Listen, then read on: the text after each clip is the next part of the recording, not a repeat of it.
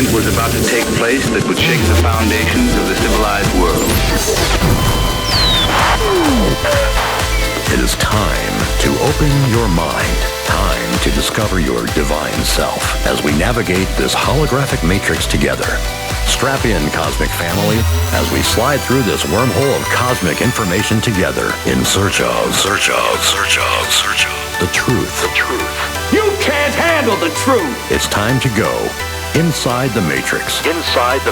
With your host, Jimmy Brent. All right, welcome everybody to Inside the Matrix. I hope you're having a great day.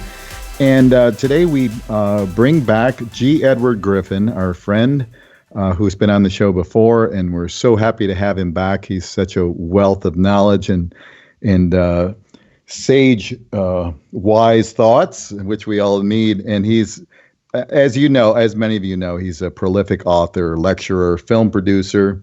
He's also the producer and director of the Red Pill Expos, and we'll be talking about those today, and I believe there's one coming up in June.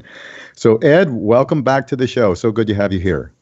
Oh, well, thank you. It's good to be back. Yeah, last time I saw you was in Mesquite at the Red Pill Expo, and it was a great event. It was so nice to get together with like-minded people and hear so many great speakers. Well, it really was. I remember. I remember we had to go down the end of the hall into a little a brochure room or something like that where it was quiet. Yeah. Yeah, we did a little interview in the brochure room. Everything else was taken up. But yeah, it was fun though, and just everybody was so gracious and nice, and just wonderful group of people that attended as well. They were very friendly, and it's just a great experience. Well, yeah, I'm glad that you were there, Jim, because I personally feel that the Red Pill Expo is a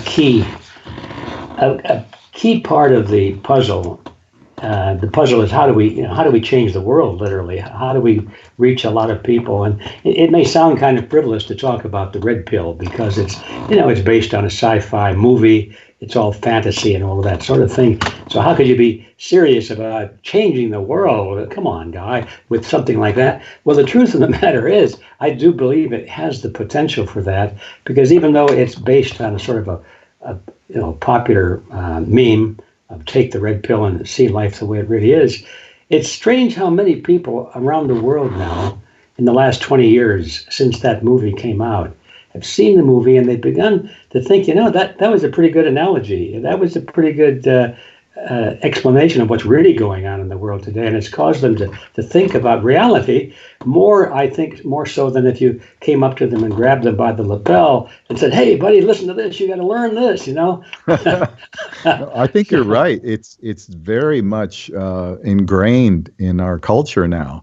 The whole idea of the Matrix. Well, hey, you're on the show called Inside the Matrix. Yeah. And my icon has me holding a red pill. So I think it works, right? Well, okay, so we're on the same wavelength. We are definitely on the same page with all of that. Yeah. So anyway, I am very enthused at the immediate response we've had to these Red Pill Expos. But, the first one was in 2017, and it was kind of a gamble. People said, come on, you got to be curious. You got to be crazy. Nobody's going to take you seriously. But in fact, they did take us seriously.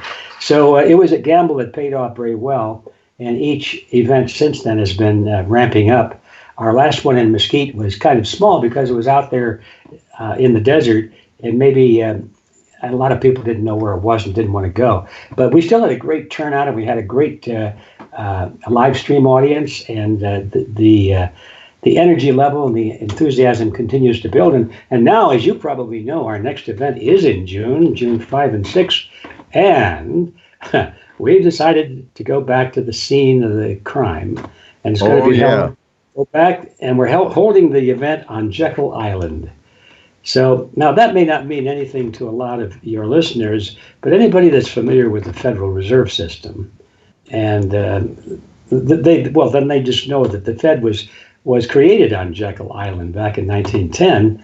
And if anybody's heard about my book or had the courage to read it, they know that the title of the book that kind of put me on the map, was called The Creature from Jekyll Island, a second look at the Federal Reserve. So all of it came together, and somebody said, well, why don't we hold this next one on Jekyll Island? And there was silence in the room. We're all looking at each other. We couldn't think of any reason not to.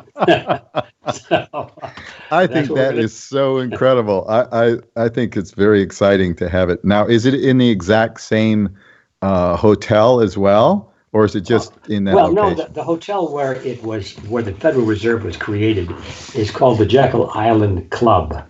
And It's a very swank, it's last century type of thing, very ornate. We're going to visit there. There will be tours there, and some people will be staying there. It's kind of an upscale place. You have to spend a few bucks to get in there. It's a beautiful place. As you can imagine, it was built just for the millionaires. J.P. Morgan, I think, had most of the money in it, but it was a private club in those days. Now it's a hotel. But the event itself is going to be held at the conference center on the island. They have a huge modern conference center there now. So that's what we're going to be. Oh, that's great. And I would say that unless you've lived a very sheltered life, you've probably heard of Ed's book, A Creature from Jekyll Island. I know I read it many, many years ago, probably back in the mid-'90s when I first became aware of it. And if you haven't read it and you want to know the inside story of the Federal Reserve and how they took over control of our money system, and by doing so took control of our country and many others, you need to read that book very definitely. It's a well-researched book, well-written. It's amazing.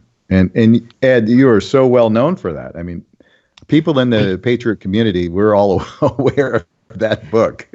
Oh yeah, it's kind of an amazing development for me, because when I wrote the book, as you can imagine, you've read it, you know what a large tableau it covers in terms of history. There's so much information in there. It's so well documented. There's detail like you can't believe, and it goes through every aspect of it. And it's a great read. I think it's a must read for any patriot out there who really wants to understand what's happened to us. And really, I think the worst of the coup takeover of our country really started in 1910 at that meeting, and then when they actually implemented it in 1913.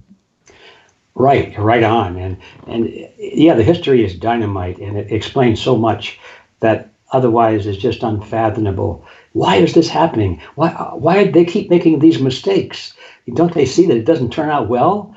And of course, once you understand that they know full well what they're doing, it's turning out very well for them. Exactly. But not for us. So they're not making any mistakes. People didn't realize that there was an agenda there that wasn't on the surface. So anyway, it took me 7 years to plow through all of that and finally get it crammed up in my frontal lobes. And when I finished that book, as you know, it's big, it's 600 pages. I thought, oh my gosh, I just wasted 7 years of my life.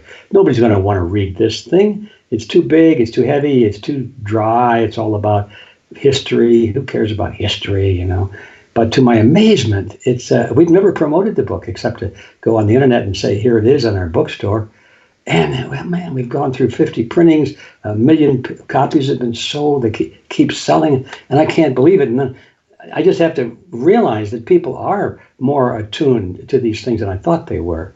So don't underestimate books, ladies and gentlemen. I know video is the thing, but the movers and shakers in the world, the ones that really make things happen to be book readers.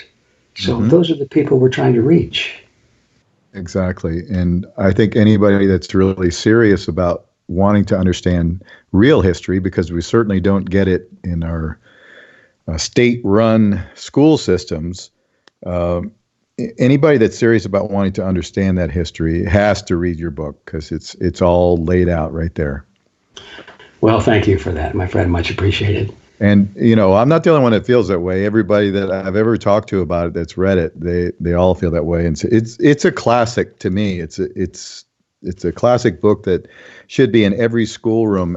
I would say probably every 10th grader in the nation should be reading that book and understanding that. But of course, you know, we're not in a place right now where where the truth is real popular in the school systems, right? Well, that's the understatement of the millennia. Yeah. Oh my gosh, that's so true. Well, truth, the modern thought is truth is what you say it is, and it's your perception of truth that's more important than the reality, all that sort of thing. Right. Well, that does work in some circles. I mean, it works if you're trying to sell something. It works if you're trying to deceive somebody. It works if you're trying to control somebody and plunder somebody. But if you care about humanity and you care about truth, it doesn't work. So we have to know what the truth really is. Yeah, and I know that you've delved quite heavily into the past and history and things like that. You make a good point as far as what's happened to us in regard to this, and these people, there is no mistake that they put this system in place, the Federal Reserve, and other systems like it. Now we've got all these social engineering programs, and there's entire markets centered around how do you manipulate and control populations. But it's a very few people who are basically psychopaths and want to control everybody else. And when you have a population that's basically been asleep for 2 or 3 generations, it's not that difficult to program them to go along with your agenda. But then you have people like us who are going, wait a minute. This is not what we want. This is not what was intended for our country. And we're going to, shout from the rooftops as much as we can to whoever will listen. Well, that's it. I came to the conclusion some time ago that about 15% of the population have what I kind of jokingly call the crusader gene. I know I definitely have it. I'm always chasing after crusades. I see something that's wrong, and I'm like Crusader Rabbit. Remember that cartoon series? Yeah. Yeah, I'm going to save everybody. I, J. Roger Wilco. Well, you can laugh about it, but some people like you and me and about 15% of the population really have that deep down instinct to want to see things right. Not just want to see it, but feel that we have an obligation to do something about it. Yes. When somebody's in trouble on the street corner, somebody's being beaten up, not everybody will go to their rescue. They'll stand and watch and maybe get their cell phones out and take a picture of it. But not many people are going to go in there and actually do something about it. I think it's about 15% of the population. I don't know why that is. I don't know why everybody doesn't do that, but anyway, I know that that's not the case. But anyway, the bottom line is 15% is enough. 15% of it is enough if that 15% will do what they can and what they should do to become influential in determining the policies of the nation and the world. And that's what what I'm all about, and what you're about, and that's what the Red Pill Expo is all about. And that's what Freedom Force International is all about, which is the sponsor of the Red Pill Expo. We really are looking for that 15% of the population that want to really make a difference in the world and are willing to spend some time and make some sacrifices and put in some effort to make it happen. Mm-hmm. Absolutely. And tell us about Freedom Force International. Well, that's a hard one to describe, except I'll try and keep this short, but it's interesting how it evolved. In 2002, I got this idea that I had to do something different. I'd been really spending most of my life since about 1960 in this crusade, following my vibrating crusader gene. And I was involved in organizational work, and I was doing videos and documentaries and giving speeches and, all of that sort of thing, shouting from the housetops, as you say. And there were plenty of other people doing the same thing, other groups and individuals. The landscape was filled with organizations and individuals doing great work. And yet we continue to lose our liberties. Just like you could look at the calendar and every day you say, well, there went another 0.001% of my liberty. And the next day, another 0.001 as the legislation was passed and the school systems gradually changed the curricula. And as the media began to be more and more twisted and all that sort of thing, you could just see the thing going at 0.001% every day. And in spite of all of our efforts, and in 2002, I finally decided that we were all making a huge mistake. The mistake was that I remember myself, I was actually giving lectures on this, that power was the problem. You know, Lord Acton, we like to quote Lord Acton, who says, power corrupts and absolute power corrupts absolutely, and all that sort of thing. And we know it's true that you put people in positions where they have power, it's hard for them to resist the corruption that comes along with power. Oh, yeah. And if they don't resist it, well, sooner or later they die and they're replaced by someone else. And if they don't resist it, someday they'll be replaced by someone else. It's just a question of time that if you allow the power to exist, somebody is going to get in there that's going to use that power and abuse that power, and they will be corrupted by it. So I used to say, well, power was the problem. We must work to eliminate power and change the system so that we don't have these concentrations of power. And I myself and you, we must reject power. And I woke up one morning and I said to myself, I'd been dreaming about it. And I said, you know, we lose. It occurred to me that no power, no tyrannical power of history has ever been overthrown except by an equal or superior power against it. And it dawned on me that if we don't have power, we lose. Because as long as evil people control the governments and control the educational system and they control the the media and the police and the courts and everything, and they have this power. Well, what are we going to do about that? We're just out there on the outside of City Hall, looking in and saying, "Hey, you in there? Won't you please listen to our pleas? Won't you read our petitions? Won't you please, won't you please do what you're supposed to do and be good?" And I just got the picture that we had made. And I had made a terrible, terrible mistake in that we were rejecting power. So I decided we have to have power. And it was at that time that I created Freedom Force International, and the motto of that organization is translated into English is those without power cannot defend freedom. And so that became one of the two major differences in this movement that I feel that I could add to this pushback against tyranny that had been lacking in previous attempts. Now, that leads to a very perplexing situation, and that is that Lord Acton was right. So, how can we create a system whereby when we come to power, that we ourselves won't be corrupted or our descendants won't be corrupted? And so therein lies a very interesting intellectual exercise to ask the question, has it been done? And the answer is no. It never has been done. And we made a good try at the writing of the American Constitution.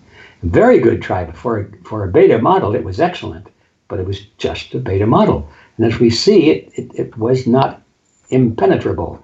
Right. It was broken. It was cast aside. It was dropped. It was subverted. Had some back doors in it. It had some back doors. Well, of course, beta models are seldom foolproof. So, Right. But we learned a lot from it, and now we have a chance to proceed to the next model. But the question is, can you build systems into a proposal for a social system or a political system, economic system? Can you put safeguards in there which will prevent corruption? I believe you can. So now we finally come to the answer to your question, what is Freedom Force? Freedom Force is a movement based on the assumption that freedom-loving people must have power. They must control, or at least be influential, highly influential, in the political system in which they live, or they're not going to be free. It's as simple as that. Okay, and then the next thing is we have to build in systems that make it impossible, or seemingly impossible at least, for anyone, including even the best of us, quote unquote, from being corrupted in the future. And so that's where we start with what Freedom Force is. It's a combination of those two things: how to come to power, how to recapture control of our own political systems, to take it away from these collectivists and would-be tyrants, and how to do that without a physical war, because that would be a I don't think that would work. But how to do that? And then secondly, having done that, how do we prevent ourselves and our descendants from becoming subverted by that power? So in a short version, believe it or not, that was the short version. That's what Freedom Force. That's what Freedom Force is all about. And well, that's great, and I love that concept. And really, the founding fathers thought a lot about that too. But unfortunately, a lot of what they had to say has been ignored, over the years and subverted and everything else. And now we're in this quagmire that we're in now, where it seems to be a corruption free for all. Well, that's what it is, yeah. And by the way, you're absolutely right. The founding fathers did spend a lot of time talking and trying to solve this issue. I'm always impressed when I think about that one letter that Thomas Jefferson wrote to a doctor friend of his. The doctor had sent Jefferson a letter shortly after the signing of the Constitution. And in that letter, this fellow said to Jefferson, "Well, now that we have this new government, Mr. Jefferson, how can we be sure that only good men will be put into office?" And okay, yeah. Well, that's the question, isn't it? How do we get good men in there and keep the bad ones out? Or women. Or women, of course, yeah. And Jefferson's answer was classic. He was almost irate. He said, "Let us not speak of good men in government. Rather, let us bind men down by the chains of the Constitution." Yeah. Well, there it was. And he was saying, in essence, in modern terminology, he'd say, well, duh, of course good men are not going to go into office. Crooks are going to go into office. Scoundrels are going to go into office. It's a temptation. Government is a temptation for evil people to get in there and do the evil things they've always wanted to do and not to go to prison. Yep. And he was saying, of course, you're not going to get good men into government all the time. So don't plan on it, buddy. Anytime you set up a system where you depend on good men being in there, you lose. Now we're back to my hypothesis again. So the change of the Constitution are the answer. How do you write the laws or the founding documents in such a way that it prevents this corruption? How it prevents the concentration of power, so that crooks can go into government, but it doesn't do them any good because they won't be able to do anything because the Constitution says they can't, so forth. Well, anyway, it's a big topic, and probably it's the topic that will, if we can solve that problem or resolve that issue in that topic, we'll be able to change the future of the world. Absolutely, but it takes the will of the people, and the people have to demonstrate that will, and that's we're seeing it sort of tangentially, through social media, but that doesn't really, move through to mainstream, as they say, which all now is just littered with propaganda everywhere. And so hold that thought, Ed. We're going to come back with that and explore that a little more and how far away we've gotten from the original founders. You're listening to Inside the Matrix with our special guest, G. Edward Griffin. We'll be back in just a little bit after these messages. You're listening to Inside the Matrix. Inside the Matrix with Jimmy Brent.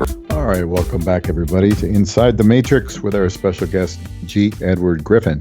Now, before the break, we were talking about Freedom Force International and the need for the people to have a force of their own. And I must say, Ed, I was really happy to see in Virginia when they had that demonstration there against gun control, where the estimates were somewhere between 25 and 50,000 people hit the streets there in Virginia with their guns. And it was completely peaceful, completely non-eventful as far as, I'm sure the other side would have wanted there to be some kind of horrific thing happen. But people were very, they wanted to make a statement, but it was very peaceful and nobody got hurt. Nothing bad happened at all. Yeah, well, I had a couple of thoughts on that myself. By the way, first of all, I agree with you. It was delightful to see that there were that many people with the strength of their convictions to do that. Mm-hmm. I wondered at the time, the strength in numbers, and when there are going to be thousands and thousands of people, it's easy to join in. I wondered how many would have done that if they were the only one. if there were only two or three. That's really putting it to the test. But anyway, I was delighted, even if I knew that they had the strength of numbers to support them, and for morale and all that kind of thing. So I got to thinking about that a lot, and I realized that where was I going when I got sidetracked? The strength, the reaction for gun control. I wonder how many people really. Where was I going? I kind of lost it now. Well, I think Maybe we're talking I'll about think of it in a minute. We're talking about the force of the people, and we need to, the people need to have a force of their own in order to stand up, because lately Mm-hmm. we've been bowled over yeah. by all of this stuff. We get the Patriot Act and stupid things like that, which have that name. It sounds so wonderful. It's a Patriot Act. Yeah. No, we're just taking away a whole bunch of your freedom. So, And that's patriotic. So, I was just remembering where I went. It was so different from what I started to talk about. And that was the safety factor. You said, well, nobody got hurt. Well, the safest place in the world is a gun show. Yeah. I mean, who in their right mind would go into a gun show with 1,000 people with guns who know how to use them and start trying to commit a crime? I mean, nobody would do that. So guns are, just the fact that people have guns is not a danger to safety and peace and tranquility. It's an enforcement of it. But now when we come to something like this, it might be tempting to say, if anybody had started to shoot at that event, why, they would have been mowed down perhaps by they had other snipers. people. Yeah, they had snipers in the tops of the buildings. Yeah, and that brings back to me so many of these events we've seen around the world, especially so far, at least outside of the U.S., where somebody has snipers in buildings and shoots into the crowd and makes it look like it was somebody in the crowd that started the fight. Oh, yeah, they did that in Ukraine. In Ukraine, yes. They do it everywhere. There are always these agents provocateurs. They shoot, and the media reports that, one of these demonstrators did that, you see. And then, oh my gosh, somebody got killed, and look, these people with guns did that. So it scares me, because I know how easy it would be in the future to have another march, let's say, and these guys in the deep state or wherever they all are would say, well, we're not going to let this go peaceful. We're going to shoot 20 or 30 people, and then that'll settle it once and for all. Let them think that it was the people in the demonstration that did it. This is the kind of world we live in today. This is not conspiracy theory. This is actually history, and it's in the news even. So anyway, it scares me a little bit, but at the same time, what you said is very true. I'm greatly encouraged by the fact that there are so many people who have, their values straight. Yeah, and that's a wonderful thing. And part of the problem that I've noticed over the years, that it's a very serious issue, and I'm not sure how we can, properly address it. Is when you talk about the police and the military, they're trained to follow orders without questioning. That's basically what they're told to do. And if you do start questioning your orders, you won't have a job very long. If you're a policeman or a sheriff, deputy sheriff, and if you're in the military and you're in some kind of a war zone or whatever, and they say, okay, go kill everybody in that village, and you say, no, I'm not going to kill grandma and the kids, and blah blah blah. You're going to be, tried for whatever and probably put in prison for the rest of your life. So that's a huge problem. If we could overcome the order follower problem that we have, because if people are not allowed to exercise their morality, if they will just follow any orders that they deem come from an authority figure or an authoritative organization or whatever it is, whether it's the military or sheriff's department, or if they would just unquestioningly, easy for me to say, follow orders and do whatever they're told, that is the complete downfall of mankind, because then we literally, our only choice at that point is civil war, and nobody wants that ever. We don't want any kind of violent solutions to anything, because violence never is a solution. But yet we have these men and women who are willing to serve in that capacity, And that's all they have over us. When you really think about it, that's the enforcement arm. If they put out a mandate and they pass these laws, you must do this. And we say, no, we're not going to do that. It infringes upon our personal liberties. Here comes the National Guard, and they're going to, show you. Have you ever given that any thought, and what are your thoughts on that? Oh boy, yeah, I've given that a lot of thought. It's part of our list of issues to resolve when we talk about putting limitations on power. Mm-hmm. Because there are a lot of gray areas, and I hate gray areas. I'd like to live in a world where everything is black and white. And it'd be easier. Easier. And in truth, truth be known, many things are black and white, and some of the most important things are black and white. Not everything is gray, that's for sure. But there are some areas where it gets sticky, and this is one of them, because if we assume that we're in war, and the order is to go kill everybody in a village, let's say. That's a pretty extreme example, but that's good, because when you have extreme examples, that you get to the principles really quick. Right. And supposing you're in that position, and the commander has reason to believe that the children and the women are being used as not decoys, but shields. Shields. Thank you. And they're protecting your forces from getting to a particularly sensitive area where, if we don't get to it, it's going to cause a loss of a lot of lives on your side, or possibly the loss of the battle, the loss of the war, the loss of your freedom, the loss of everything. And the commander has this information, but the guy on the front line does not. So that's a hypothetical case. It's extreme. You can see the need when things are under conditions of war. And so most people say, well, yeah, under those extreme conditions, it's war, survival. But it gets murky, because just because it's a state of war doesn't mean that it's a legitimate state of war. I mean, we might be in a war which was manipulated, and we've been lied to about our enemy, and lied to about.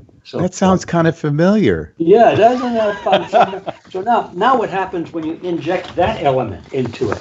Now it gets murky, if you understand. And another example, for example, I've given a lot of thought to. We hate the idea that anybody uses torture on enemy soldiers, or anybody, but especially your friends and so forth. But if you're in war, you don't want your army to be torturing people, or do you? Now that's the question. We're supposed to say, well, no, look, torture is bad. But let's just use an analogy. Let's suppose that somebody, a gang, has stolen your little girl. She's 6 years old, and they've kidnapped her. And they're going to kill her, or torture her and kill her. Cut her up in little pieces. They told you they were going to do that, and we know they can, because they've done it to others. If we don't send them $8 billion or something else that we cannot do, and we've got 48 hours to decide. I'm making this up as I go, so forgive the rude analogy. I'm trying to make it extreme again. Mm-hmm. And so we've got 48 hours to rescue our little girl, or she gets killed. And we have who knows where these people are, and we know where he is, and so we go and capture him. And we want him to tell us where they're keeping your little daughter, and he won't tell us. And if he tells us, we have a chance of rescuing her. And if he doesn't tell us, the little girl is going to be cut up and killed. Would you be willing to torture this person? And the answer is, in most cases, you bet.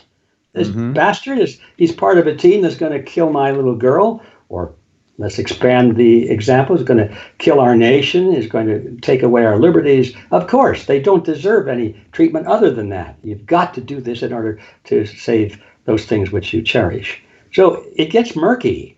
But the problem is, as I mentioned before, is that when we get into wars for the last couple of decades, for sure, probably the last century or so, the wars are not what we think they are. They're not defensive wars. They're aggressive wars.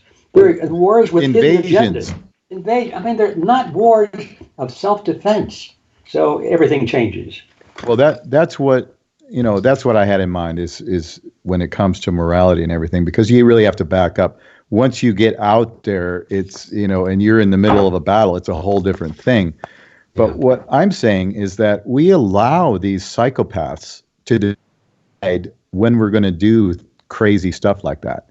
Right. We allow these psychopaths to do a 9/11, blame it on, come up with a ridiculous story of a bunch of guys that couldn't fly a Cessna, but they did these elaborate, aerial moves in these planes and supposedly crashed them into, the tower. I mean, the whole thing stinks from top to bottom. We know it was a false flag. We know it was nothing what they said it was. It was an event to traumatize and shock the people into accepting the idea of going to war. I mean, there was there are other intentions along with it, but that was the gist of why they pulled that off and why they felt they had to do something that severe to really cause a trauma in the collective psyche of the people. And then once the people were shocked and dismayed and they fanned the flames of hatred so that, there was enough emotion there to allow them to say, oh yeah, now here's the bad people. Now we want to go over there and just start killing them. And everybody's like, yeah, let's get them. Even though they were lying about every single aspect of it from start to finish. And that's where the problem is that we've always allowed these psychopaths to do what they want to do. And they're not above doing anything and everything to get what they want, including killing massive amounts of people. We saw that with Lenin and Stalin and Mao and Hitler and all these different people. In the 19th century or 20th century, rather, we saw all these things happen.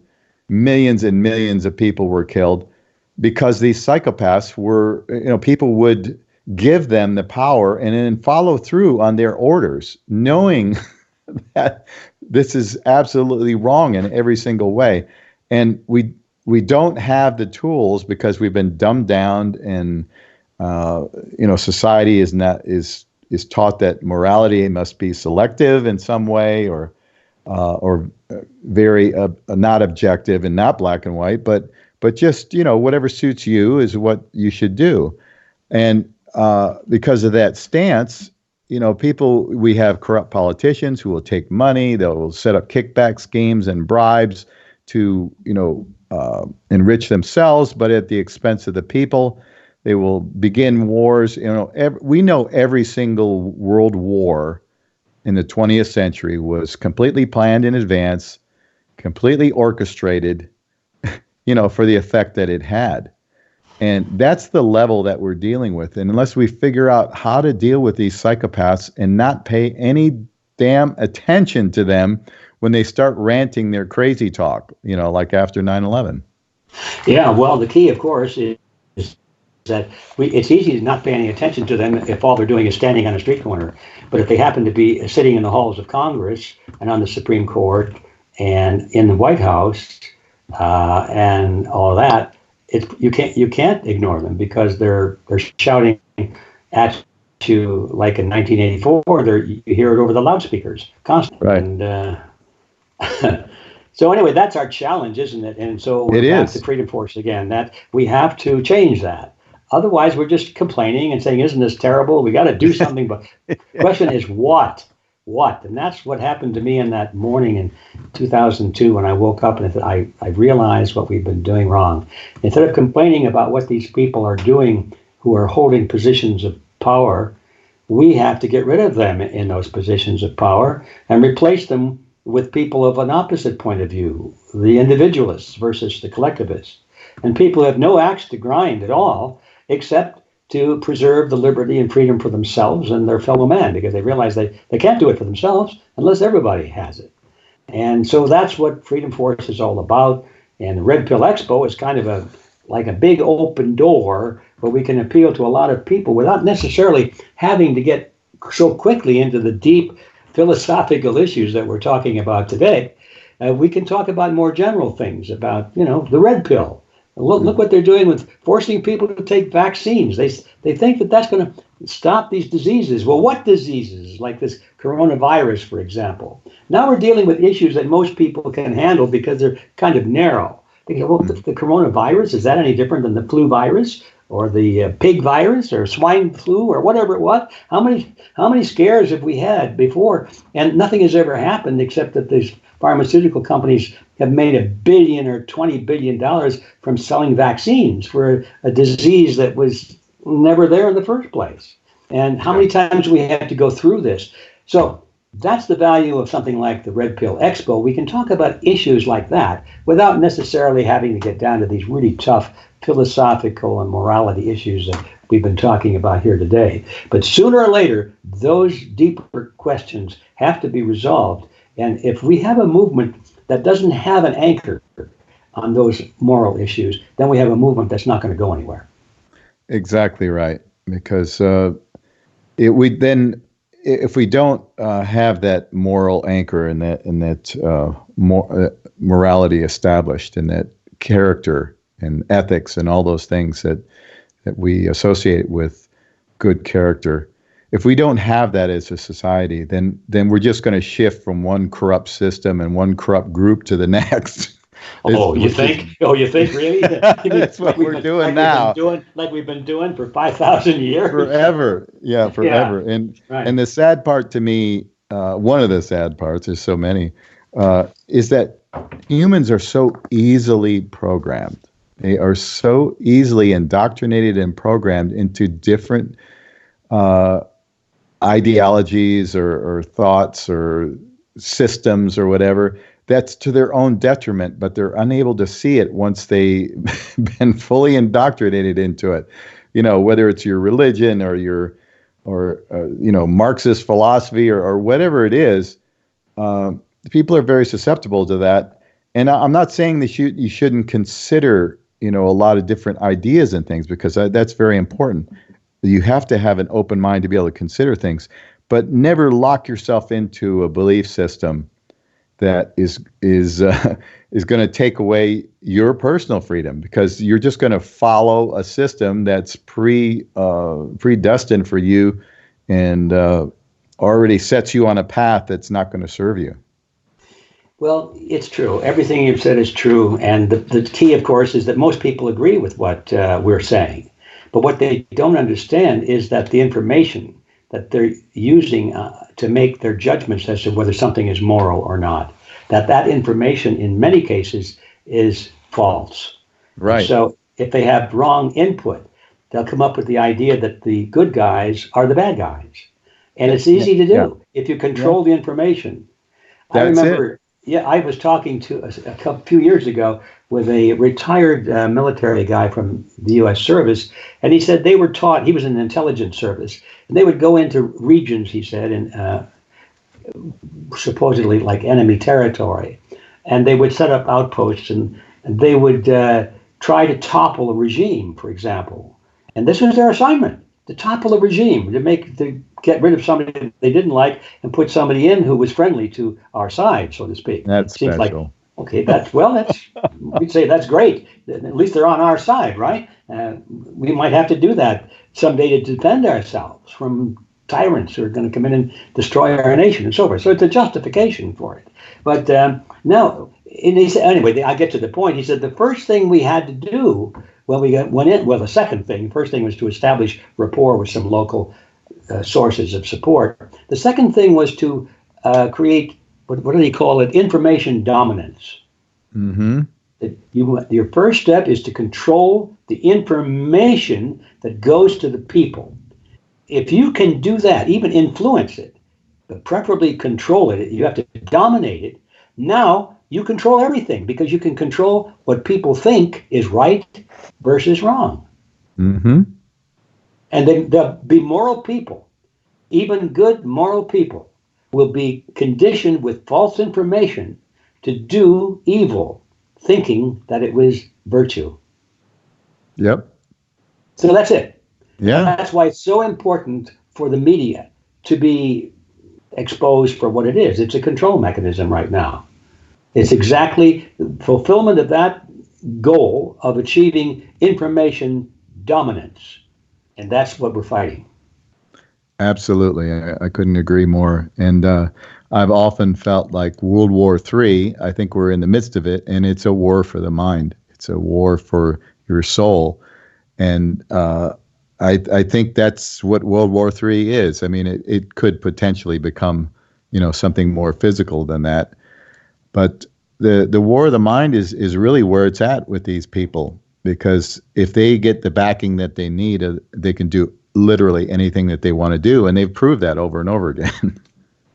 Well, yeah, now we're back to one of the first issues of the discussion today, and that's the Federal Reserve System, the banking system, the system by which money is created. It comes into being. If you can control money and the creation of money and who gets it and what the rates are for interest and so forth, if you can control its creation and distribution through government, you control everything.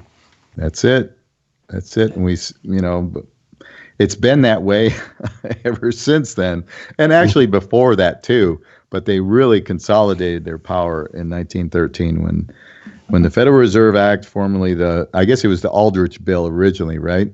Right. Mm-hmm. And then they changed the name to the Federal Reserve Act. And then it became the Carter-Glass Bill.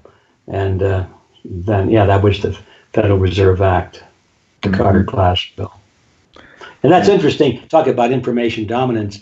The Aldrich Bill was carried the name of Senator Nelson Aldrich. Aldrich, right? And he was very influential in getting that thing done. But it was rejected because everybody knew that Aldrich was connected with the Rockefellers and a lot of capitalists, so-called. Oh, yeah. Hold that thought, Ed. We're up against the break once again. We'll continue that conversation in just a little bit on Inside the Matrix. We'll be right back. All right. Welcome back, everybody. We're with our guest, G. Edward Griffin, today. And before the break, we were talking about the actual Federal Reserve Bill, originally the Nelson Aldrich Bill. And Ed, you were talking about how they basically knew that Aldrich was I guess a Rothschild agent. Well, he was a Rockefeller agent. Or Rockefeller agent. Yeah. But he was not for the people, so they had to change the name. He was for the people, but not our people. Yeah, they're the banking people. Yeah. And but Nelson Rockefeller, Nelson Rockefeller, who was our former vice president, was named after his grandfather, who was Nelson Rockefeller. Nelson Aldrich. Nelson Aldrich, I'll get it straight. Yeah, so he was part of the Rockefeller family, married into it. And he's one of the wealthiest guys out there. But anyway, let's see, how does this go? How do I condense this down? The team that put the Federal Reserve System together warned Aldrich. Warned Aldrich, don't put your name on the bill. Don't put your name on the bill because, look, they'll say that you're not only a Republican, but you're all associated with all the wealthy people in the world, and they'll say it's a bill of big business. And Aldrich was kind of egotistical, and his attitude was, well, after all, I did harness this bill together. It's my bill. I'm highly respected, and so I'm going to put my name on it. Well, it worked exactly as they predicted. They said, this is a bill of big business. So they changed the name. They found two guys. It was Carter and Glass. I've forgotten their first names now. And they were Democrats. Oh, well, that's different. Democrats, they're for the people. People, yeah. Yeah, the Democrats, those are all guys, that wear overalls and have dirt under their fingernails. Sure. Like Ted Kennedy. And so anyway, now that it was a Democrat bill, it was okay. And that's the one that was actually sponsored and we got through because it was for the people. But both of those guys were bankers, by the way. Yeah. Nobody noticed. It's amazing. And then we get Woodrow Wilson, traitor, who was bought and paid for, very similar to what we've got today with these kickback schemes that we're seeing now that have been put out there, send $1 billion to a foreign country, but gosh, we're going to bring 900 million of that back for our politicians, right? That's right. That's right. That happens all the time today, but it was a tactic that was fully perfected in those days. Woodrow Wilson was not a political figure. He was a college professor. He knew nothing about politics. It was Colonel Edward Mandell House, who was one of the originators of the Council on Foreign Relations, and actually had an office right there in the White House all the time Woodrow Wilson was in the White House.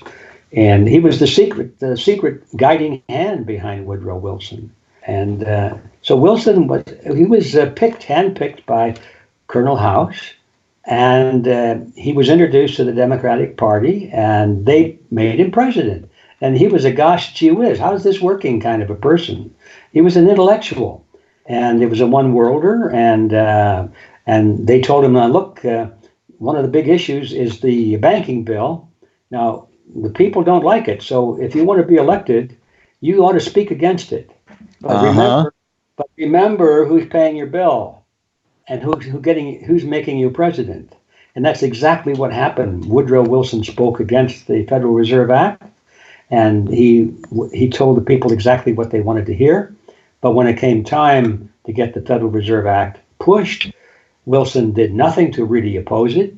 And when the bill came before his desk, zingo, he signed it off and pushed it through. So it's a tactic that we see used over and over again, where controlled opposition. Mm-hmm. You might think about that looking at today's politics. Absolutely. The people who say the best things, and we cheer them, could well be working for the other side. Yeah, and it's so hard to tell because we don't know what the heck's going on with politics. I mean, let's face it, we really don't. I mean, we like to think we can analyze it, and we sort of want it to go a certain way, and so we'll form our opinions based more on that than actually knowing what they're up to, because a lot of this is just a big play, and they realize that if they can capture the attention of the people in the play, divide them into little groups so that they're fighting amongst themselves, and by golly, they can pull off anything they want while all these people are arguing amongst themselves, right? Right. Yeah. Well, that's the trick behind the political party ploy. Yeah. I think most people by now recognize that there's no substantial difference between the political parties. Right. At the top. Now, we're not talking about the rank and file people at the bottom. They don't know what's going on. They're just kind of confused by it all. But at the top, both of the political parties, they seem to scream and yell at each other. But regardless of which party is in dominance, the major policies of the nation do not change. Right. They all speak against war. Let's get out of the Middle East. Let's get out of these wars. I don't care whether it's Republican or Democrat. They both say that, but they're still there, Yeah. We think this Federal Reserve is out of control. It's not good for the system. The economy is suffering. We got to change the Federal Reserve. We got to really examine that. We have to investigate it. We have to replace some. We got to make changes. They all say that. Nothing changes. Nothing ever changes. It's just they say one thing, and then the public goes back to sleep. Oh, he's a good man, and that's the way it works. I mean, it's the same thing on immigration. They say, "Oh, this immigration has got to stop," or "It's got to go." It doesn't make any difference what they say. They always say what the polls indicate the public wants to hear. Exactly. But it never changes, folks. Have you ever noticed that? Yeah. So exactly. I think of it. It's like the same. It's like some wealthy guy. He owns 2 football teams, and they play against each other. He doesn't care which one wins. As long as he gets that Super Bowl ad money, right? He gets the Super Bowl ad money, and besides, he can determine which one is going to win if he really wants. Exactly, and I think that happens too. Yeah, we'll let the blue team win this year, and the next year, and then it's time for the red team. Yeah. And otherwise, people won't come to the game. If there's not we got to make them feel like they got a chance every once in a while, so we'll let them win. Yeah. And then it's gotten so bad. Then you've got these groups that will put somebody into office who has no business being in office, no experience, no nothing, but they poll well on video. Like I'm thinking of that AOC person. You know, she was a bartender, and she's obviously has no clue about what she's doing. Although she's gotten a little better since they've been coaching her nonstop, you know, since she got in there. But it's so ridiculous that they can actually just throw a bunch of money at a location and say, all right, we're going to put this person into office. And they're just basically going to just parrot whatever we tell them to say. And now that we see that happening, we see it in, in Minnesota. We see it happening with that AOC person out of New York. These people, they don't even remotely qualify to do anything in government, not even dog catcher. And yet they're in this quasi position of power. And I would say the power is more the propaganda and the ability to, piss people off and create division is really where the power that they have. Well, that's it. Because the real goal is to have division. You have to have a fight, because when there's a fight going on, rationality goes out. It's all emotion. It's get this guy, knock him out, kill him, whatever it is, destroy him. And you see that, and I remember when my grandmother, we used to watch black and white television in the old days, that in the afternoons, I think every day, if not every day, at least a couple of times a week, there was a professional wrestling match on television.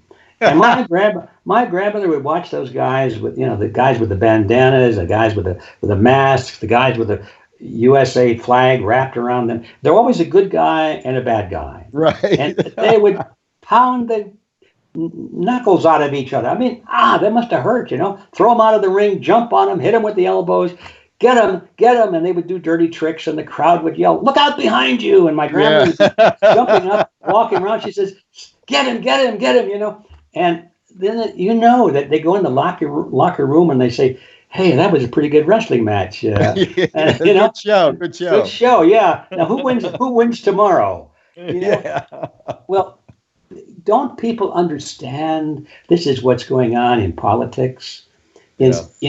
You can choose. They're the good guys and the bad guys. Now, sometimes the population is divided. They don't know. They agree with that one is a good guy and the other is a bad guy, and the other half is the other way around. People don't vote for a candidate anymore. They vote against candidates. Yeah. I don't like this guy, but I hate the other guy, so I'm voting for this guy. That's the game. Yeah. Isn't that sad and pathetic, though?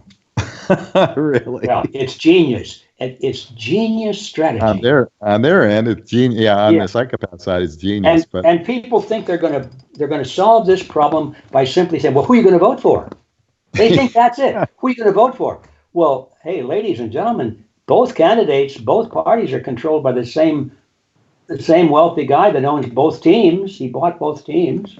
So who are you gonna root for? And not only that, we have no way of knowing that votes are real anyway, that they're actually counted and actually are presented as voted. We have no assurance. We do know. We do know that the voting systems can be rigged. Yeah. And that's what I'm saying. And therefore they are rigged. If they can be, they will be. They are. Yes. They are. Yeah. Especially with electronic systems. I mean, you got to know, and there have been plenty I've seen, video of, there was a guy in Florida who was a computer programmer, and he was hired by a couple of politicians to program these voting machines so that no matter, what a person or who a person voted for, it just slid right over to who he wanted to get the vote. And it's very simple. These are very simple machines. And, from what I understand, I'm not a computer programmer, but a freshman level computer program could easily program these machines to do exactly what they want. So we have no assurance whatsoever that voting is real or accounts for anything whatsoever. And it's a horrific thought, that for people to have that don't understand the depth of the corruption that we're up against. But that's reality. It is reality, and it's one of the more difficult realities, because if this is true, then what good is education? We can get everybody educated and they all vote for the right guy, but if he doesn't have a chance to win, it's like going to some big prison and you convince go to the prison and convince all the inmates in there that they ought to have dessert on Sunday, and they all vote for it. So what? They don't get dessert. And then the warden announces, the warden says, you all voted, and everybody, 90% of you voted against dessert. Yeah, that's right. Yeah. So we're not having it. Yeah.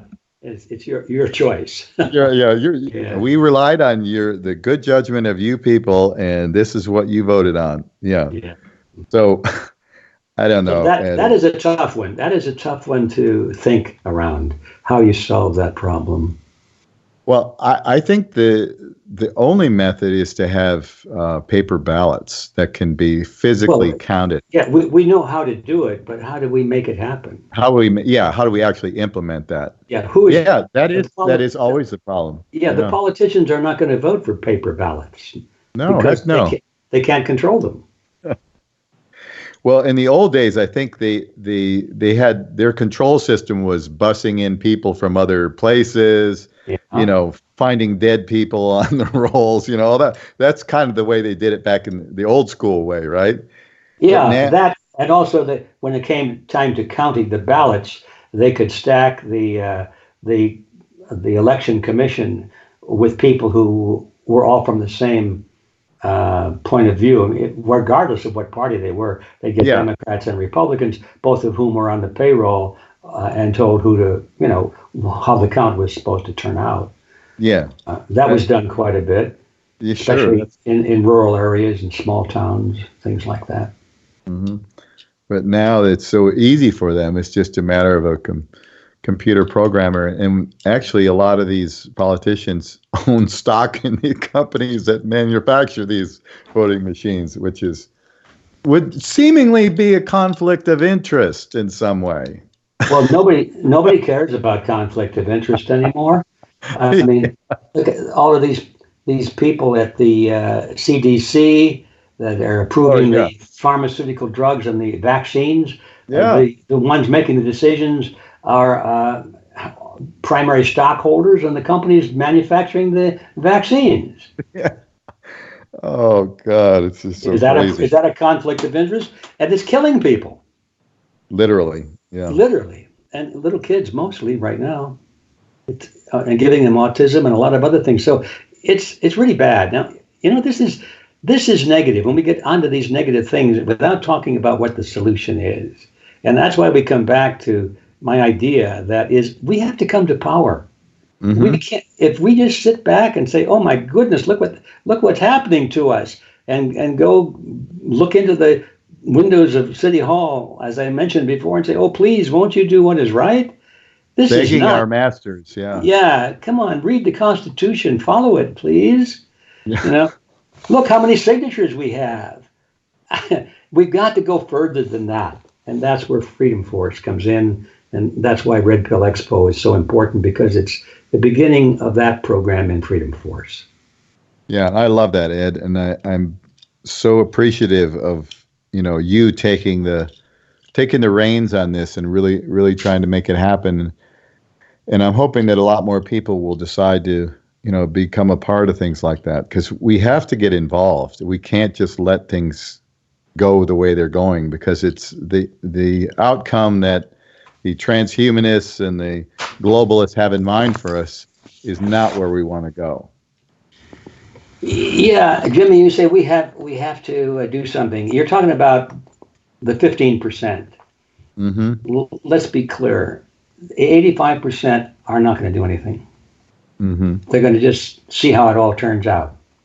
They're going to complain, and they're going to not want to rock the boat. They don't want to be controversial. They don't have a stomach for controversy. They're waiting to see how it all turns out, and they'll try and just do the best they can with the system that's in place. Yep. In every totalitarian system, you find that most of the population grumbles a little bit and quietly obeys. But the other 15% are the ones that the tyrants really worry about. And those are the ones that could make a complete change. Mm-hmm. And that's what we're trying to do here in our own way. Yeah. And so how can people find out, get tickets and find out more information about the Red Pill that you've got coming up in June 5th and 6th, actually at Jekyll Island that's Georgia, right? That's in Georgia, yeah. Yeah. Yeah, Off it sits the across coast. off the inland straits across from Brunswick, Georgia. Yeah. Well, yeah, it's really easy to find. Go on the internet and just look up redpillexpo.org, and you're in. And we're just building that site now. We're adding names, speakers. We've got. It's going to be a real gangbuster list of speakers. Right now, of course, I'm there. I don't know how gangbuster that is, but we've got Robert. Oh, your speak at the your talk at the last Red Pill Expo that I was at was excellent, and I know a lot of people were very moved by that. You're an excellent speaker, and that's going to be great. Dr. Alan Keyes, he was on the show here a couple weeks ago, and he's an awesome guy too. Oh, yeah. And he's got his new TV network that I really like as well, and he's doing pretty well with that. And I think I'd love to see you do that too. I know you're so incredibly busy with all the stuff you're doing, but I think having your own sort of video platform like that would be great. Well, I would love to do it, except I don't have enough time. As it is, I'm overcommitted. I can't keep up with things like this expo, for example. I've been sitting on some speakers that, I don't mean sitting on the speakers, I've been sitting on the names of some speakers, but I haven't even put up on the front page yet. And I'll be doing that actually when we get off the air and do it. But right now I'm just looking at our front page. There I am. Robert Kiyosaki will be there again. He's the author of the world's best-selling financial advice book, Rich Dad, Poor Dad. Oh, yeah. And his topic is how to gain wealth in spite of the Fed. John Rappaport, I don't know if you're familiar with John. Yes. But he's done some amazing stuff. He comes from inside the Matrix too. And his topic is millions will die from the coronavirus again. Okay. Del Bigtree, he's the guy who produced the movie Vaxxed. He'll be there. And, he was great too. Yeah, and I don't know what aspect of the vaccine science, which has not been settled, he'll be talking about. But I think his specialty this time will be about the fraud, the open and out-provable fraud and deception that the government is committing on claiming that these vaccines are safe, when in fact they've never been tested for safety. That's an amazing thing. Never been tested for safety. And anyway, that'll be one of his topics. Alex Newman will be there. You know about him. He's all over the place. He's a journalist, and this time he'll be talking about probably education behind the education mask. Anyway, I won't go on any further. By the time you get on the website, you'll see some more names up there, which we're just now in the process of assembling. Yeah, that's wonderful. And I encourage anybody who can go to go, because you'll hear some excellent speakers, and you'll also meet a lot of very like-minded people that possibly you could network with. And it's always a good time when you can do that, because I know many of us out here, wherever you are in the country or in the world for that matter, when we begin to see through, the BS out there, it tends to isolate us, because it's not politically correct to be talking about things. It's not politically correct to be questioning a lot of the things that we question, and a lot of things that we're able to see that are wrong and shouldn't be allowed to happen. Anyway, we're coming up against our last and final break here. We have one more segment coming up. So everybody, please stick around with us on Inside the Matrix with our guest, G. Edward Griffin. We've got a lot more interesting stuff to talk about. We'll be right back. Okay, welcome back, everybody, to Inside the Matrix for our last segment of today's show. Before the break, I forget what we were talking about, but I do want to talk about the fact that, the dark side, wherever you want to call them, the psychopaths, the crazy people that run our world, the bankers, they've had a long time and endless resources, money, financial resources to get up their programs and get a huge advantage on us. The advantage began to dwindle a bit when we got the internet, because that ended up being a double-edged sword. While on one hand, it's a social engineering tool for them, on the other hand, it's a platform for us to be able to share our information in a way that we never had before. So it is a big advantage, even though now we're seeing, some of these platforms trying to crack down and definitely stifle the voices of freedom and that kind of thing. But it's still there. We still can use these things. And I think we need to take advantage of those platforms as long as we have the ability to do so. Well, Jimmy, I couldn't agree with you more. I'm thinking, as you spoke, that our show today wouldn't be possible without that internet platform. Yep. So many things that we do, but let's not kid ourselves. It makes it very vulnerable because it's all electronic, and somebody has control over the switch, and it's not us. Right. But I find it exciting that we can reach, nearly a worldwide audience. Not everybody has internet access in every part of the world, but such a much larger audience. And, as a result of that, there is an increasing awareness, and of the 15% of us, as you say, who are trying to do something where we can connect in ways that we couldn't before. Because pretty much, before the internet, if you were having your Red Pill Expo, you would have to advertise in newspapers and magazines and things like that, or nobody would ever know about it. And then you'd have to count on the fact that the people that you wanted to go or that should go were actually going to see your ad. So it was a lot tougher, to reach a bigger audience than it is now. And I'm glad we still have it, even though some of it's being censored here and there.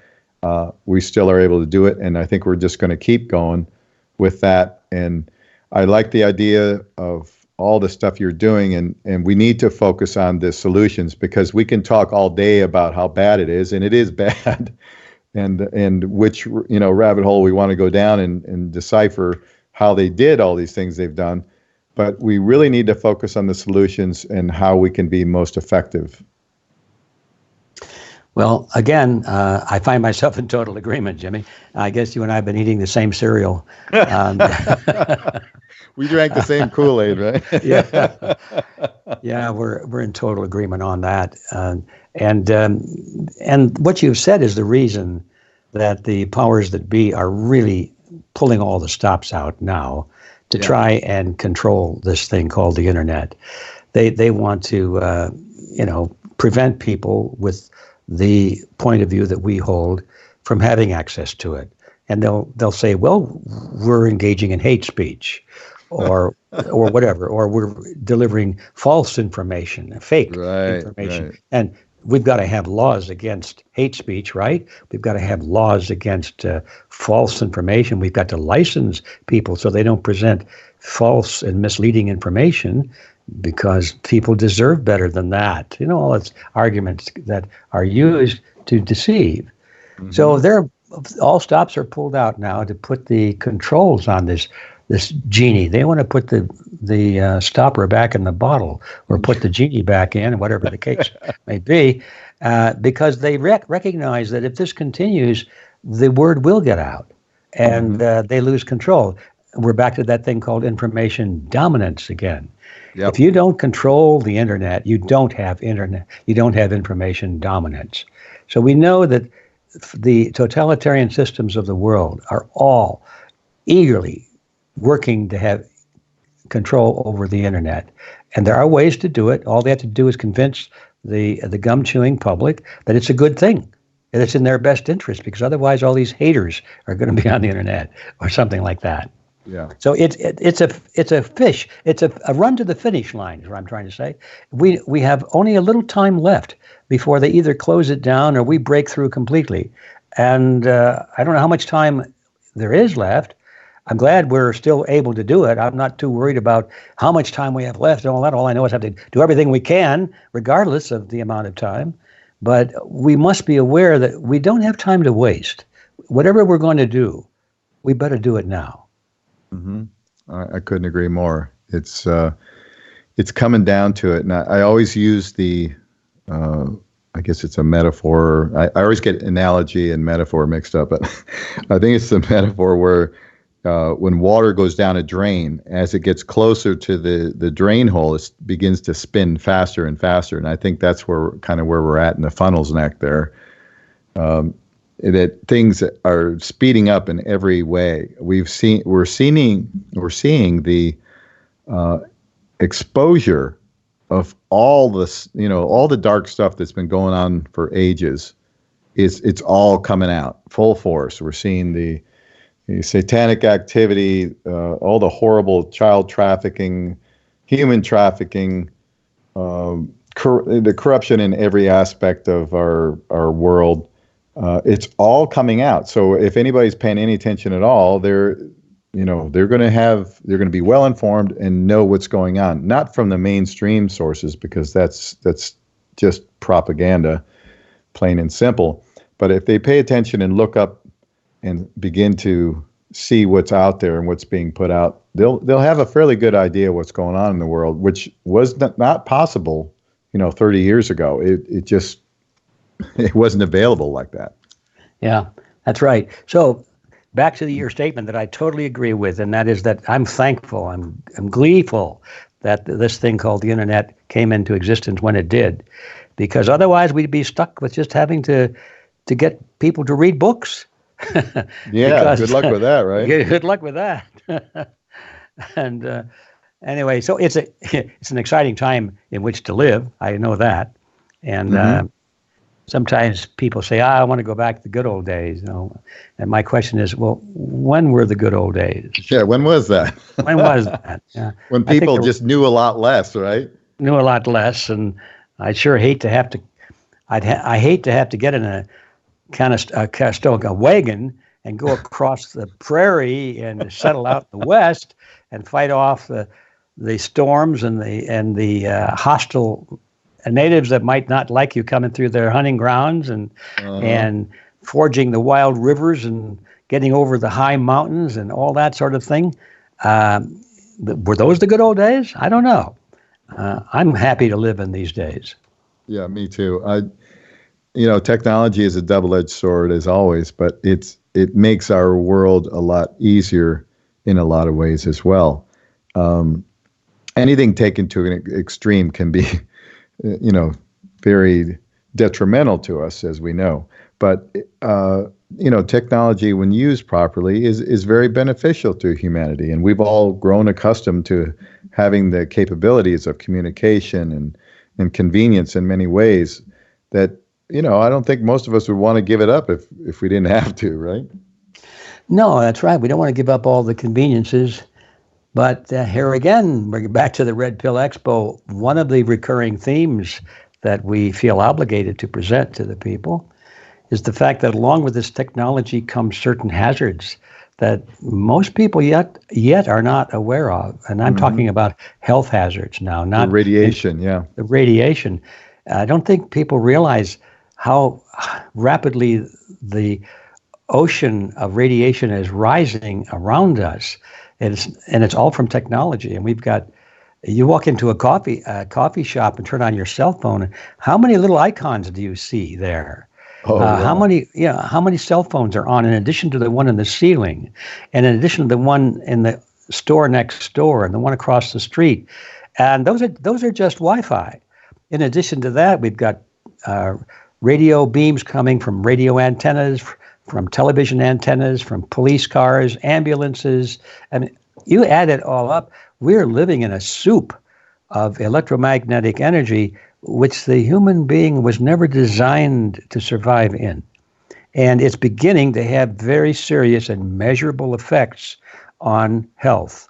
And I'm not talking about just something you can, like a headache. I'm talking about cancer or reproductive problems, age acceleration, all kinds of chronic diseases. And many of them are irreversible. So people need to know about that and begin to learn how to take precautions. Fortunately, there are things that you can do to minimize these things. I've been engaged in that process myself for the past few months. It's kind of interesting to figure out how many things you can turn off when you're not using them, and how to place the transmitters so that they're not right next to you. How many people put their smartphones next to their heads at the bed table, for example, not realizing that thing is going ping every 12 seconds, ping, ping all the time with pretty massive dose. And, things like that. How many people realize that electric clock with the not the fluorescent, but the LED light on the surface of it is sending out electromagnetic signals all day, all night long? How close is that to your head when you sleep? And if you're not using Wi-Fi, what about using cable instead of having this radiation throughout your whole house? Cable, spelled C-A-B-L-E. Look it up, folks. Well, you don't need Wi-Fi. I use these devices. They're little square boxes, maybe 2 inches square. And you hook your router up to one of these boxes, and then you plug it into an electrical outlet in your house. And it literally puts the internet in the electrical wires of your house. And then so you take another box in any room that you want to have connectivity to the internet, you plug in a box, plug that wire into your computer, and voila, you're plugged right into your router, and it's all wired through the electrical wiring in your house. I find that to be really convenient. That's wonderful. Well, now the next step is to do what I'm going to do next week, is buy a high frequency EMF meter, and you can measure these frequencies in your house. I had a friend come up last week with one of the meters here to where I am now, and you'd be surprised the signals we're getting all over this place. Oh, sure. Not all of them from inside the house, by the way. Oh, you're getting them from your smart meters. You're getting them from your next door neighbor's smart meters, from their Wi-Fi. And if you've got 5G, that's Well, I'm not going there. I can assure you of that. So anyway, it's an interesting field that most of us never even thought much about until recently, because we thought, oh well, somebody's looking out for us, aren't they? That's what we have the FCC for, isn't it? Aren't they really that they wouldn't be susceptible to money from the communications industry, would they? Things like that. We're so naive. We are. We're very trusting and in many ways gullible to things like that, and it goes along with what I was saying earlier about humans are so easily programmed, and we do tend to be trusting of others, and that we perceive are supposedly in the know, but we shouldn't be. And to go along with the radiation, I wanted to throw it out there to anybody who wants to look into that more carefully. There's an excellent YouTube documentary called The Cooking of Humanity. And if you want to really understand the origins of a lot of this, Wi-Fi, and we're talking about microwave technology and microwave frequencies and where that came from and why it was implemented. We could have put in systems to broadcast wirelessly that aren't harmful to humans, but the decision was made to use certain frequencies for various reasons. And, that's a whole other show right there, just talking about that kind of thing. But to your point about the electromagnetic radiation and ways to protect, there are remedies out there that people are utilizing and discovering, and inventions are are being put out there where we can mitigate some of that radiation. Well, yeah, and we really need to get aware of it. We can't depend on the experts or the authorities to come in and take care of it for us. Ooh, no. We have to learn about this. It's just like you have to learn not to cross the street when the light is red. You can't. You have to know what that means. Otherwise, you're not going to do well. And so these frequencies are incredibly dangerous if we don't know about them. So anyway, I'm glad that you're aware of that. I'm just learning about it myself. And I give you an example. I mentioned my friend came by last week with his meter, and we're going around the house, and we walked through the living room, and where all look at this noise. And look at the noise, and we could look at the meter, and you could see that there was a background high frequency, like dirty electricity, they call it. It's random frequencies. It was just like dirt at the and it was pretty strong. And we traced it to the television. Well, the television is off. Well, we looked at that. We unplugged the television. Well, some of the signal went down. It's still coming from the television. The television is now unplugged. Oh, the antenna is on.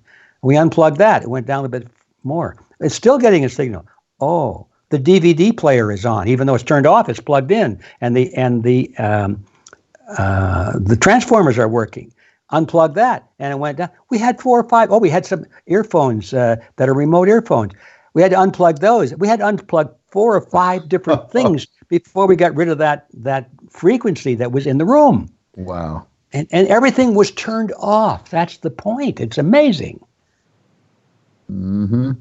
Yeah, I've got an electric piano. Yeah. I've got an electric piano here. It's turned off, but I'm sitting not too far from it right now. But unless it's unplugged, it's producing a signal from the transformer that's in it. Transformer's hooked up to one side of the circuit, and it's reacting with ground, and it's enough to produce a signal into the room. People don't realize that any one of these things probably is no big deal. But over the past 20 years, almost weekly, the level goes up a little bit more because something else has been added for our convenience and pleasure and efficiency. and the your first thing you know, neighbors your are neighbor's adding doing stuff. the same thing. Yeah. Yep. And so we're drowning in this sea of electromagnetic energy, which we need to know about. And I would say to anybody out there, the very simple thing you can do if you are using Wi-Fi in your home, and especially if you have kids, turn that thing off and unplug it every night, and give your kids a chance to be able to sleep better. You know, I have a friend of mine who has his daughter has really bad sleep issues, and I asked him. I said, "Well, do you have Wi-Fi in your house?" He goes, "Yeah."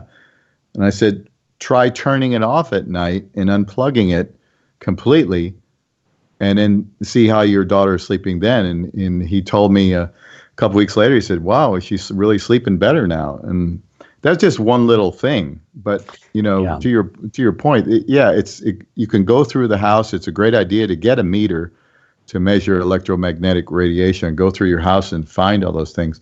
Smart meters are really bad for that kind of thing. Yeah, they're bad. But even the old stuff like the fluorescent bulbs that we were supposed to use in place of incandescents, because they use less electricity, they radiate quite strongly. The LEDs radiate quite strongly. Light bulbs, I mean, things like that. We don't even think about them. And some of them, sometimes we work very close to light bulbs. And many of us are in the offices all day long with fluorescent lights beaming down on us. Yeah. I'm one of them, and I don't like it, but you know, it's it beats living out of your vehicle, right? Well, speaking of the vehicle, did you ever see what Bluetooth does and Wi-Fi in your car? Oh, that's another one. Your GPS? Yeah. Why, my gosh, look at those signals. They're huge. Mm-hmm. And we think nothing of them. They're on all the time for most people. And then they don't know, well, why do I have this headache? Why can't I think very straight? Why am I getting tired so much? Why do I have this growth on my cheek? You know, things like that. Yeah, and it's cumulative. Yeah. Yeah. Well, again, awareness.